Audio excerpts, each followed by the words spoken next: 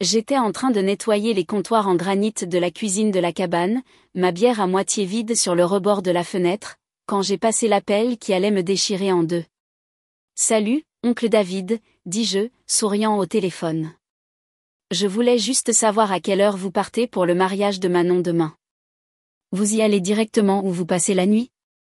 Il y eut une pause, un long silence étrange de l'autre côté. C'est Marc, dit-il finalement, la voix tendue. Mon vieux, ce mariage, c'était samedi dernier. Je clignai des yeux. Ma main se figea à mi-chemin du nettoyage. Non, c'est... Attends. Je me tournai vers mon bureau, le cœur battant à tout rompre. Nous sommes le 2 septembre, n'est-ce pas ? J'arrachai l'invitation du tableau en liège. 26 août. Pas septembre. 26 août. David, dis-je, la voix sèche. Qu'est-ce que c'est que ce bordel ? Je pensais que tu ne pouvais pas venir ou quelque chose comme ça. Il dit, très lentement maintenant, j'ai demandé à ta mère où tu étais. Elle a juste dit, il n'est pas venu. J'ai pensé qu'il avait du travail. J'avais la mauvaise date, David. Je ne savais même pas qu'elle avait changé. Personne ne m'a rien dit. Le silence revint. Celui qui remplit une pièce et écrase votre poitrine. Une petite note avant d'écouter. Partagez de quelle ville ou pays vous regardez. Je me laissais tomber dans la chaise en bois comme si quelqu'un m'avait coupé le souffle. Je regardais autour de la cabane.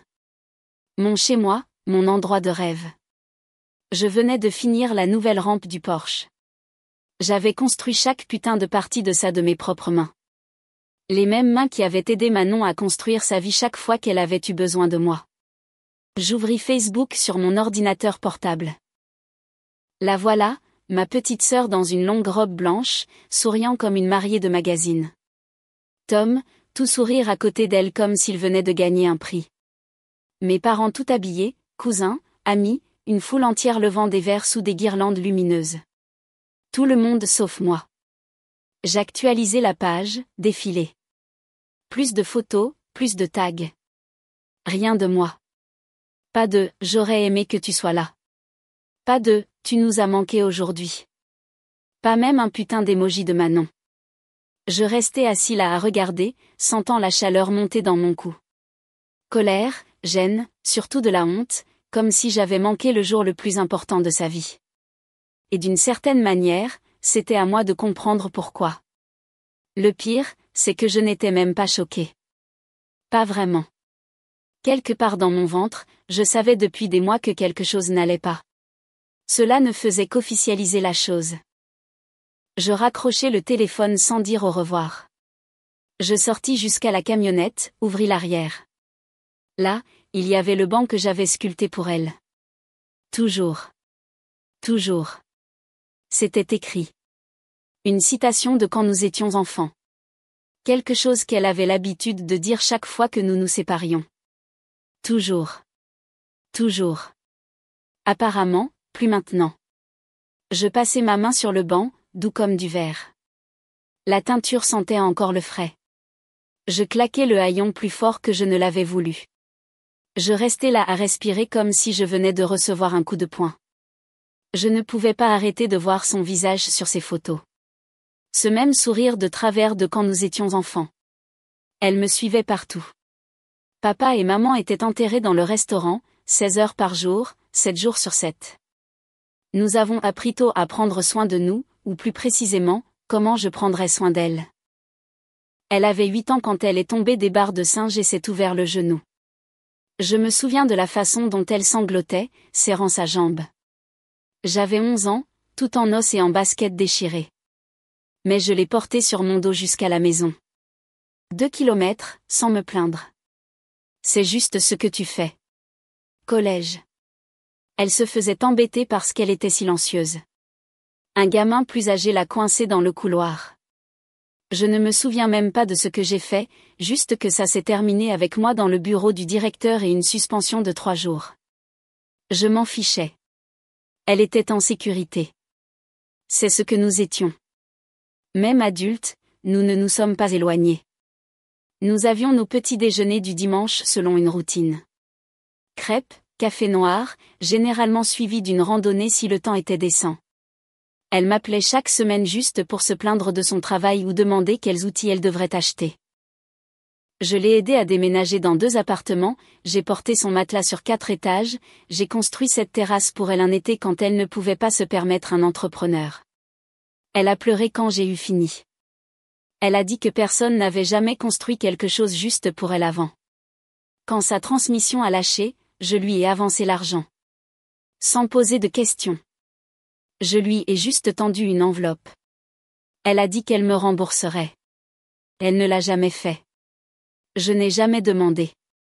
C'est ce que je faisais. Je me montrais. Et puis Tom est arrivé. Le gars s'est pratiquement glissé dans sa vie comme s'il montait sur un tapis rouge. Licence immobilière, dents polies, poignée de main ferme qui semblait répéter. Vous connaissez le genre. Chaque chemise parfaitement rentrée. Chaque blague un peu trop parfaite. Il avait ce visage auquel les gens font confiance sans raison. Il avait l'air de quelqu'un qui n'avait jamais tenu une pelle ou réparé un putain de tuyau de sa vie, mais qui entrait quand même dans chaque pièce comme s'il en possédait les murs. Manon est tombée follement amoureuse, rapidement, et j'ai essayé. J'ai essayé de lui donner une chance. Mais dès le début, il me regardait comme si j'étais un projet de charité, comme si j'étais ce frère aîné qu'elle n'avait pas encore largué. Il ne l'a jamais dit à voix haute à l'époque, mais je le sentais. Et pire, elle aussi. Ça a commencé lentement. Au début, c'était juste un appel manqué, puis 2, puis elle répondait par texto, désolé, journée folle. Avec un smiley comme si ça réglait tout. Le petit déjeuner du dimanche a été reporté une fois. Pas grave. La semaine suivante, elle a annulé à la dernière minute. La mère de Tom nous a invités. J'espère que ça va. Ça va? Qu'est-ce que j'allais dire, bon sang? Non. Je me suis dit qu'elle était juste occupée. Nouvelle relation. Les choses changent. Mais ce n'était pas seulement ça. C'était la façon dont elle me regardait différemment quand nous étions tous ensemble. Comme si je la mettais mal à l'aise, comme si je parlais trop fort, rendais les gens mal à l'aise. Nous étions à un dîner de famille un soir, anniversaire ou quelque chose comme ça. Et Tom était assis en face de moi, arrogant comme l'enfer dans une chemise de marque, mâchant la bouche à moitié ouverte. Je racontais à l'oncle David un travail de rénovation que nous venions de terminer à Annecy. Cette vieille ferme de 1910 que nous avions démolie et ramenée à la vie. J'étais fière de celle-là. Tom m'interrompt avec un « ça doit être sympa de taper avec un marteau pour gagner sa vie. C'est mieux que d'être coincé dans l'enfer de l'immobilier toute la journée. » Il a ri comme s'il plaisantait, mais ses yeux sont restés sur moi trop longtemps. Personne n'a dit un mot, pas même Manon. Elle a juste fixé son verre de vin. J'ai laissé passer. Je ne voulais pas gâcher le dîner, mais après ça n'a fait que s'accumuler. Elle a arrêté de poser des questions sur mes projets. Elle hochait la tête et disait « cool », comme si je lui montrais un projet artistique d'enfant. Elle s'illuminait quand je lui parlais de mon travail. Maintenant, elle agissait comme si c'était en dessous d'elle ou pire, en dessous de lui. Et les invitations, elles se sont taries comme ça. La baby shower de ma cousine Rachel. Je n'ai même pas su que ça avait eu lieu avant de voir les photos en ligne. J'ai envoyé un message à Manon. Ce n'était pas le week-end dernier? Elle a répondu, oh, zut. Je pensais que tu étais occupée avec tes chantiers. Un par un, j'ai été mis de côté. Je me suis quand même montrée. J'ai déposé des fleurs quand elle a été promue. Je lui ai envoyé cette planche à charcuterie faite à la main quand ils ont emménagé ensemble. J'ai proposé de les aider à rénover leur cuisine. Main-d'œuvre gratuite, juste parce que. Merci, mais nous nous en occupons, a-t-elle dit. Tom veut faire appel à un professionnel. Elle l'a dit doucement, mais ça a frappé comme une gifle. J'ai balayé ça. Je me suis dit qu'elle était amoureuse. Ça passera. Je l'ai cru. Bon sang, j'avais besoin de le croire parce que si je ne le faisais pas, je devrais faire face à la vérité. Je n'étais plus son référent. Je devenais juste un autre contact dans son téléphone. Ces 2 dernières années, ses messages sont devenus froids. J'espère que tout va bien. Je pense à toi. Rien de réel, rien de personnel, juste du remplissage. Je lui envoyais toujours des choses. J'apportais du chili maison quand Tom avait la grippe. Je lui ai fait un nichoir pour son anniversaire. Peint à la main dans ses couleurs préférées. Elle a envoyé un emoji pouce levé. C'est tout. J'ai failli jeter mon téléphone à travers le mur.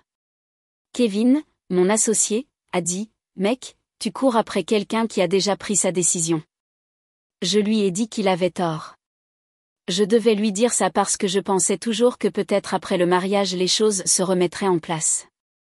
Elle se souviendrait de qui j'étais, de ce que nous avions.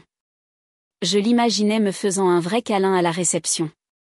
Nous trinquant des bières comme autrefois, riant de quelque chose de stupide de notre enfance. Peut-être même un toast. À mon frère, qui m'a toujours soutenu. J'ai construit ce jour dans ma tête. Je m'y suis accroché comme à une bouée de sauvetage. Mais ce jour n'est jamais venu. Ils l'ont fait sans moi. Je me souviens encore d'avoir visité ce lieu avec elle. C'était il y a 8 mois. Neige au sol, ciel terne et lourd. Manon voulait quelque chose de rustique mais élégant. Je l'ai conduite à cette vieille grange convertie près de Chamonix. Elle a dit que c'était parfait. Nous nous sommes tenus dans la salle vide et elle a tourné en cercle comme une petite fille. Je pense au 2 septembre, a-t-elle dit, tout excitée. Le week-end de la rentrée, n'est-ce pas? Les gens seront déjà en congé. Parfait. Je lui ai dit que je serais là. Au premier rang. Je le pensais. Le truc, c'est que je n'ai jamais eu le faire-part. Des semaines ont passé, rien. Je lui ai finalement envoyé un texto. Tu les as déjà envoyés? Je n'y ai pas beaucoup réfléchi. Des erreurs arrivent. Puis l'invitation est arrivée, envoyée à mon ancien appartement, celui que j'avais quitté il y a plus d'1 an, réexpédié juste à temps. Je l'ai déchiré, souriant déjà. La date indiquait le 26 août. Mon estomac s'est noué. Je l'ai regardée, convaincue que je la lisais mal. Mais c'était là, clair comme le jour. J'ai vérifié l'enveloppe, le cachet de la poste tardif, comme si quelqu'un l'avait pressé. Ça n'avait pas de sens. Je lui ai envoyé un texto immédiatement. Reçu. J'ai hâte. Pas de réponse. C'était 2 semaines avant le mariage. Je me suis dit qu'elle était peut-être dépassée, la planification, le stress, la famille en ville, des choses normales. 1 semaine avant, j'ai appelé papa juste pour confirmer les choses. Gros week-end en perspective, hein, dis-je. Il a ri, distrait. Le week-end prochain sera spécial, hein. Je me souviens avoir pensé, il est vieux. Il s'est juste trompé de date. Je n'ai pas insisté. Au lieu de cela, je me suis concentrée sur le banc. J'y travaillais depuis des semaines dans l'atelier derrière la cabane. Du bois d'érable, des lattes épaisses, des joints lisses. Je l'ai sculpté avec cette citation que nous aimions de quand nous étions enfants. Toujours, toujours. Elle me le chuchotait la nuit quand le restaurant restait ouvert tard et que nous étions seuls à la maison, effrayés par le noir. Je l'ai poncé 3 fois, les teints en pivoine dorée. J'ai pris mon temps, chaque vis parfaite. Je l'ai enveloppé dans une couverture de déménagement, l'ai chargé dans la benne de la camionnette. J'en étais fière. Ça ressemblait à quelque chose de permanent, comme un morceau de moi à ses côtés, même quand je n'étais pas là. La veille du mariage, j'ai appelé l'oncle David. Je me suis dit que nous ferions du covoiturage ou que nous déjeunerions avant la cérémonie. Salut, juste pour vérifier. À quelle heure vous partez pour le lieu demain? Ce silence m'a frappé de nouveau. Marc, dit-il prudemment. Ce mariage, c'était le week-end dernier. Je regardais par la fenêtre du garage la camionnette, le banc. Non, c'est le 2 septembre. Mon vieux, ça a toujours été le 26 août. J'ai pensé que quelque chose s'était passé. Quelque chose s'est passé, dis-je froidement. On m'a manipulé. J'ai raccroché. Je n'ai pas dit au revoir. Je n'ai pas dormi. Je n'ai pas mangé. Je n'ai pas répondu aux appels. Je suis juste montée dans la camionnette ce matin-là, le banc toujours à l'arrière, et j'ai conduit 4 heures d'affilée jusqu'à Lyon, la mâchoire serrée et l'estomac noué. Le condo de Manon et Tom était dans l'un de ces immeubles de grande hauteur stériles avec des faux arbres et un parking trop cher. Je me suis garée devant, en double file, et j'ai marché droit vers l'interphone. J'ai appuyé sur le bouton si fort que j'ai failli le casser. Allô ? Sa voix était prudente. Je n'ai pas répondu, je suis juste restée là.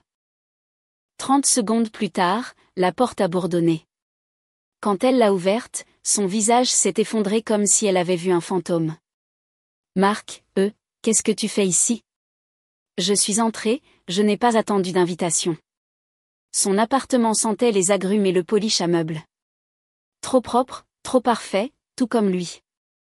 Je veux la vérité, dis-je. Tout de suite. Pourquoi ne m'a-t-on pas dit ? Pourquoi personne n'a fait de suivi ? Pourquoi pas toi ? Elle déglutit difficilement, les yeux jetant un coup d'œil vers le couloir. Marc, ce n'est pas vraiment. Non, dis-je sèchement. Tu ne peux pas esquiver ça. J'ai reçu une invitation 2 semaines avant ton mariage. Elle a été envoyée à mon ancienne adresse. Tu n'as jamais répondu quand j'ai confirmé ma présence, jamais envoyé de texto, rien. Elle a ouvert la bouche mais rien n'est sorti. Puis il est apparu. Tom est entré dans la pièce comme s'il entrait dans une salle d'audience. Pieds nus, cheveux parfaits, bras croisés. Il m'a fait ce faux sourire narquois. Je ne vais pas me disputer avec toi, mec. Il a haussé les épaules. Tu déformes toujours les choses de toute façon. Mes mains se sont crispées. J'ai dû respirer à travers mes dents. Manon, dis-je, as-tu déjà décroché le téléphone ? As-tu même pensé, peut-être que je devrais m'assurer que mon frère, le gars qui m'a porté à la maison quand je me suis cassé la jambe, sait quand est mon mariage ? Elle a cligné des yeux rapidement. Je pensais que tu savais. Non, tu espérais que je ne poserais pas de questions parce qu'au fond tu ne voulais pas de moi là-bas. Elle s'est détournée, les bras croisés sur elle-même. Dis-le. Je l'ai poussée. Dis pourquoi ? Elle est restée silencieuse un instant, puis s'est retournée, la voix basse. Tom pensait que tu essaierais de contrôler les choses. Le mariage, le discours, l'ambiance. Il ne voulait pas de stress. Je l'ai regardé, et tu as accepté. Elle n'a pas dit non. Tom intervint de nouveau, d'un air suffisant. Tu as une façon de tout ramener à toi, Marc. Tu es intense. Toujours été intense. J'ai aboyé, tu veux dire que je me soucie de me montrer ? Que je construis des bancs, répare des voitures et prends soin des gens quand ce n'est pas pratique ? Il fit un pas en avant comme s'il se préparait à se battre. Tu es épuisant, mon ami. Tu ne le vois tout simplement pas, je sortis mon téléphone, le tenant comme une arme chargée. Montre-moi, dis-je. Un appel, un texto, un message où j'ai compté. Manon craqua. Son visage se froissa. Les larmes montèrent instantanément. Mais elle ne bougea pas, ne me toucha pas, ne s'excusa pas. Elle murmura juste, je ne savais pas comment arranger les choses. Tu n'as pas essayé, dis-je.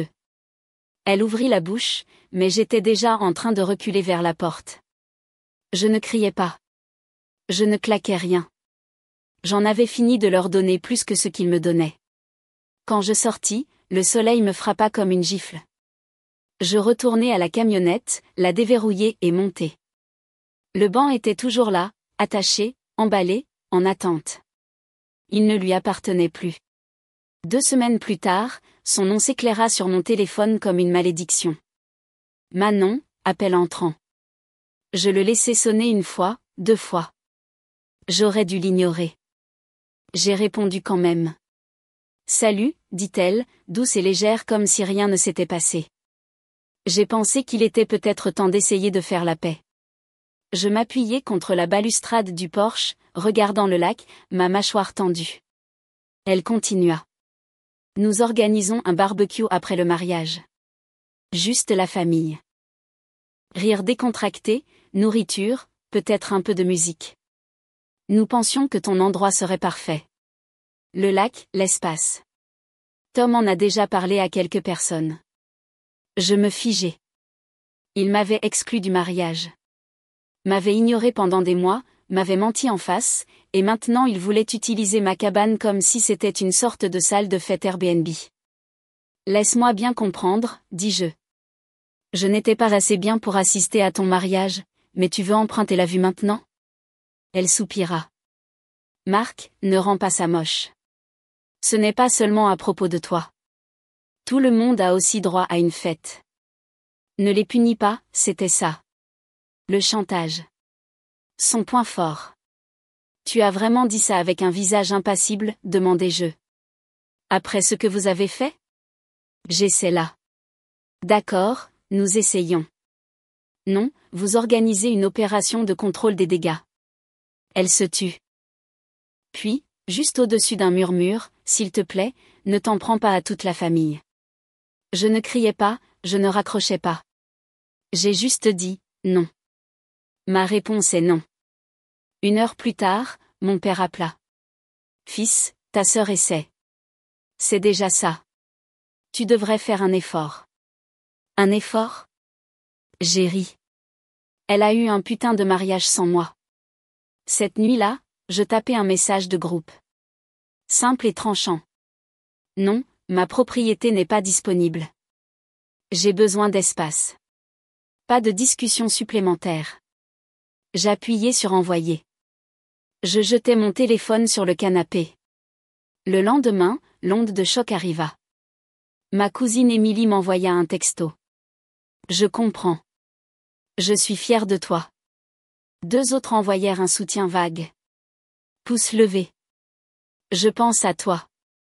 Ce genre de choses. Puis vinrent les énervés. Mon cousin Paul. Mec, sérieusement, toute la famille doit souffrir maintenant? Ma tante Martine, tu as toujours tout dramatisé. Je n'ai répondu à rien de tout ça. Pas même au suivi de Manon. Je suppose que nous trouverons un autre endroit. Désolé que tu te sentes comme ça. Désolé que tu te sentes comme ça. La phrase la plus lâche de la langue française. J'ai gardé le banc dans l'abri, toujours emballé, toujours intact.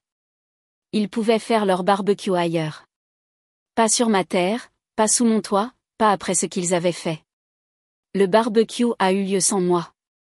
Un lieu de location en dehors de Nice. Des tentes blanches, des chaises en plastique, toute l'ambiance décontractée et chic qu'ils avaient probablement vue sur Pinterest. J'ai vu les photos 2 jours plus tard. Quelqu'un m'a tagué par erreur. Tout le monde souriait comme si le drame du mariage n'était jamais arrivé. Mes parents, mes cousins, même ma tante Martine riant de façon forcée avec une gobelet rouge. Et juste au milieu, souriant comme un salaud suffisant, Tom tenant une bière. La légende sur son Instagram disait tout. Bonne vibration seulement. Pas de drame, pas de distraction. Je n'ai pas commenté. Je n'ai envoyé de message à personne. J'ai juste fermé l'application et jeté mon téléphone sur la balançoire du Porsche. Pas d'amertume, juste de la clarté. Je savais exactement où j'en étais maintenant. Une chose amusante s'est passée après ça. Mon téléphone a recommencé à sonner. Pas de la famille, mais des amis. Kevin a commencé à venir plus souvent à la cabane. Nous faisions des barbecues, jouions au fer à cheval, buvions du whisky jusqu'à minuit. Jean, mon voisin d'en face sur le lac, a commencé à passer avec son vieux bâtard et un pack de 6. Le gars est un pompier à la retraite. Caractère rude mais solide. Nous pêchions. Nous travaillions sur le quai. Nous nous asseyions autour du feu et ne disions pas grand-chose. C'était suffisant. J'ai reconstruit mon cercle, juste plus petit, plus serré, plus calme et réel. Les soirées poker ont commencé le jeudi. Je suis devenu bon pour les côtes. Kevin m'a appris à enfin le battre au Texas Hold'em.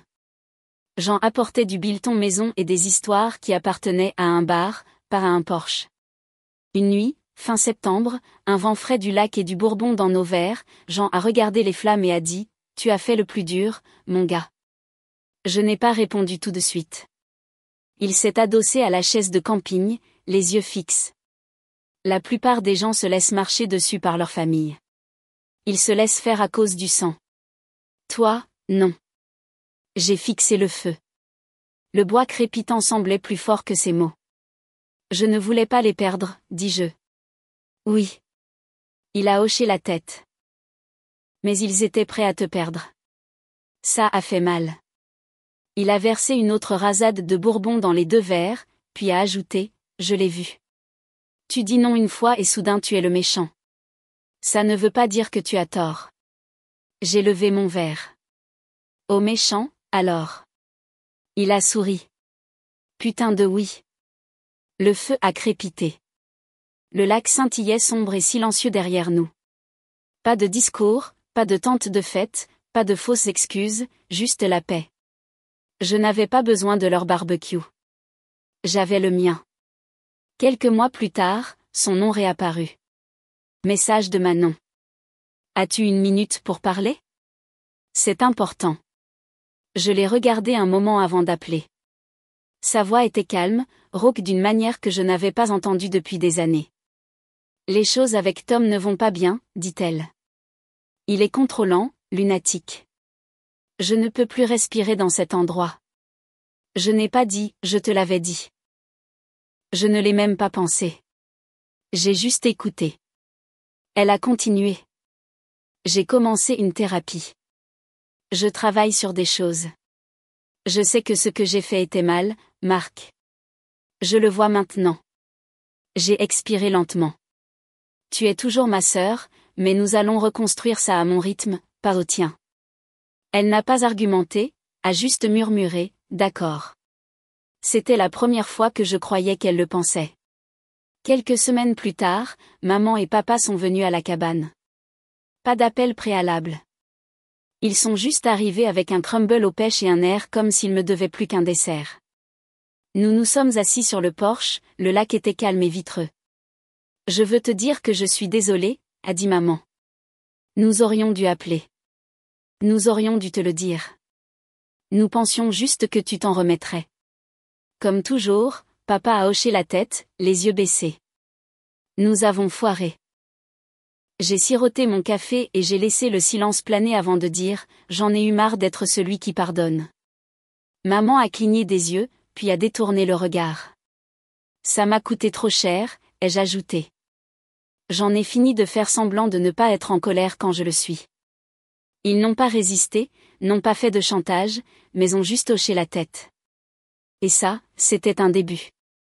Au début du printemps, Manon a appelé de nouveau, pas pour demander quoi que ce soit, juste pour parler. Je pense à partir, a-t-elle dit. Je n'ai pas posé de questions, j'ai juste dit, dis-moi quand. 2 semaines plus tard, elle l'a fait. Nous avons attendu que Tom soit à une visite. J'ai conduit ma camionnette, j'ai reculé dans le garage, et nous avons chargé ses affaires en silence. Ses mains tremblaient quand nous avons emballé la dernière boîte. Elle m'a regardé comme si elle ne méritait pas l'aide. Je ne fais pas ça pour toi, dis-je. Je le fais parce que tu as enfin arrêté de faire semblant que tout allait bien. Elle a hoché la tête, n'a pas pleuré, a juste fermé la benne de la camionnette et a dit, merci. Nous ne sommes pas devenus les meilleurs amis du monde du jour au lendemain, mais elle a recommencé à venir à la cabane. Des promenades matinales autour du lac, du café sur la terrasse, de vraies conversations qui ne semblaient pas répétées. Elle ne parlait pas beaucoup de Tom. Je n'avais pas besoin qu'elle le fasse. Nous avons parlé de notre enfance. La fois où nous nous sommes cachés dans le congélateur du restaurant pour faire peur à papa. Le voyage à Annecy où j'ai failli retourner le canoë. Elle a ri pour de vrai. Un rire grand, plein, bruyant comme avant. Je n'avais pas entendu ce son depuis des années. Un jour, elle a demandé, penses-tu que nous pourrons un jour retrouver la même relation qu'avant? J'ai secoué la tête. Non, mais nous pouvons construire quelque chose de mieux si nous le faisons correctement. Cela semblait avoir fait mouche. Nous avons marché en silence après cela, le craquement du gravier sous nos bottes. Pas besoin de mots, juste de mouvements dans la bonne direction. L'odeur des côtes fumées flottait encore dans l'air quand je suis sortie sur le porche. La vaisselle était empilée dans la cuisine. Les bouteilles de bière s'entrechoquaient dans la poubelle de recyclage. À l'intérieur, les rires étaient bas. Juste les gens qui s'étaient montrés quand ça comptait. J'avais gardé la liste des invités petites. Kevin, Jean, quelques cousins qui m'avaient soutenu dès le début. Manon, bien sûr, et Chloé, ma nièce, qui était venue de Reims avec une tarte aux pêches faite maison et des questions dans les yeux. Manon est venue me voir après le dîner, tenant quelque chose enveloppé dans du papier craft. « Je voulais te donner ça, dit-elle. » Je l'ai pris et j'ai retiré les bords. C'était une photo, fanée, froissée, encadrée bon marché. Moi et elle, enfants, à mi-chemin de la construction de cette cabane branlante derrière le restaurant. Je devais avoir 11 ans, un marteau à la main. Elle avait 8 ans, tenant une planche tordue comme un trésor. Nous avons construit des choses ensemble une fois, dit-elle. J'espère que nous pourrons recommencer. Je l'ai regardée pendant une longue seconde. Pas de larmes, juste un hochement de tête. On verra. Plus tard, j'étais près du brasero à jeter des bûches sur les flammes quand Chloé a tiré une chaise à côté de moi, une assiette de tarte sur ses genoux. Tu sais, dit-elle, en grignotant la croûte. Je n'arrive toujours pas à croire que tu aies dit non à tout le monde. Je lui ai jeté un coup d'œil de côté. Pourquoi pas? Parce que c'est la famille. Elle a haussé les épaules. La plupart des gens cèdent juste. J'ai pris une gorgée de ma bière. J'ai laissé le silence s'étirer. Elle s'est penchée. Comment tu ne les laisses pas te culpabiliser pour dire oui? Simple, dis-je. J'ai arrêté de laisser les gens qui me font du mal fixer les règles. Elle a cligné des yeux comme si personne ne l'avait jamais formulé aussi simplement auparavant. Après que tout le monde soit parti, je me suis assis sur le porche avec le chien à mes pieds et le feu qui brûlait toujours. Les étoiles étaient nettes au-dessus des arbres, et le lac ne faisait aucun bruit. Cette cabane signifiait autrefois le succès. Un trophée pour toutes les années où je m'étais épuisée. Maintenant, elle signifiait autre chose. La paix. Une paix que j'avais gagnée par la douleur. Une dignité que j'avais gagnée par la perte. J'ai pris une dernière gorgée, j'ai laissé la lumière du feu me réchauffer le visage, et j'ai regardé la photo sur la table à côté de moi. Des enfants avec des genoux écorchés et de la sueur dans les cheveux construisant quelque chose qui n'a jamais vraiment tenu droit. Mais nous avons essayé, et cette fois, nous construirions mieux. J'ai souri à moi-même. Tout ce qui est cassé n'a pas besoin d'être réparé. Certaines choses doivent juste être laissées derrière.